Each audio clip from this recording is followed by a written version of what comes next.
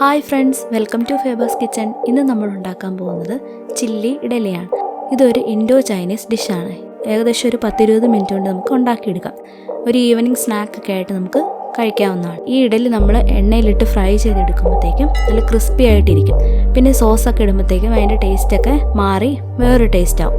ഇതെല്ലാവർക്കും ഇഷ്ടപ്പെടുന്നൊരു ഡിഷാണ്. നമുക്കിനി ഇതെങ്ങനെയാണ് ഉണ്ടാക്കുന്നതെന്ന് നോക്കാം.